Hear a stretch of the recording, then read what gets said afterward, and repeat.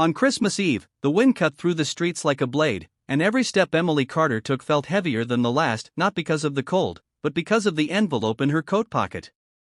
Inside were 3 crumpled bills and a handful of coins. $15. That was all she had left after working extra shifts and paying rent. She stopped outside a small family diner glowing with warm yellow light, her breath fogging the window.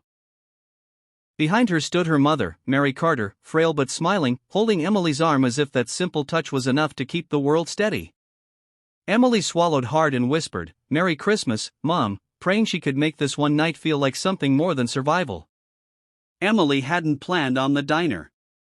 The original idea was sandwiches at home, maybe instant soup, but Mary had mentioned, just once, that she missed eating out, missed the sound of people talking and plates clinking, missed feeling normal. Emily remembered how her father, David, used to take them out every Christmas Eve before he passed away. That memory settled deep in her chest, heavy and warm at the same time. She counted the money again, did the math again, and told herself they could share one meal. One meal was enough if it came with dignity. Inside, the diner smelled of coffee, fried onions, and baked bread. Christmas decorations hung slightly crooked from the walls, clearly put up by someone who cared but didn't have much time. Emily guided Mary to a small booth near the window. Mary's hands trembled as she rubbed them together, and Emily noticed the familiar guilt creeping in, the guilt of not being able to give her mother more, of choosing between medicine and groceries, of pretending everything was fine when it wasn't. A waitress named Sarah came over with menus and a gentle smile. "Take your time," she said kindly, as if she could sense the careful calculations happening behind Emily's eyes. Emily nodded, her fingers tightening around the menu. "Emily," he said quietly, holding the paper between his fingers. "You left this." Her face drained of color. For a moment, David thought she might run. Instead, she swallowed and nodded. "I'm sorry," she said. "I didn't know how else to tell you."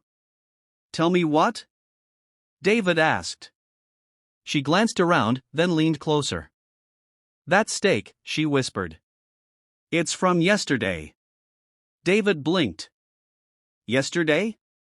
"We had a power outage last night," she said. "The fridge went down for hours. The owner told us to serve everything anyway.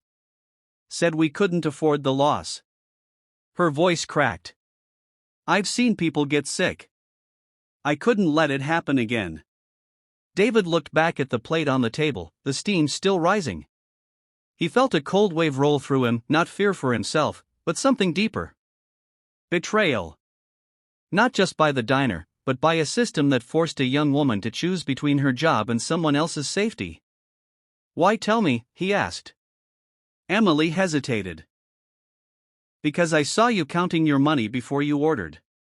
Because you look like someone who can't afford a hospital bill. And because I know what it's like." David's throat tightened. "What do you mean?"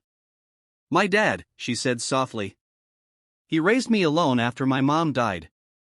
Worked himself sick just to keep us fed. People took advantage of him because he was desperate."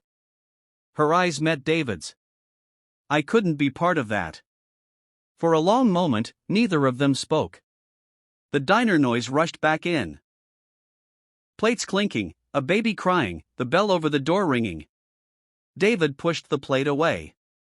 "Thank you," he said finally. "You did the right thing." She nodded, but fear still lingered on her face. "If my boss finds out." "He won't," David said. "Not like this." David returned to his booth, but he didn't sit. He watched. The owner, a heavy-set man named Frank, laughed with a regular, completely unconcerned. David felt anger rise, but he forced it down. This wasn't about revenge. It was about responsibility. He paid for the meal anyway, leaving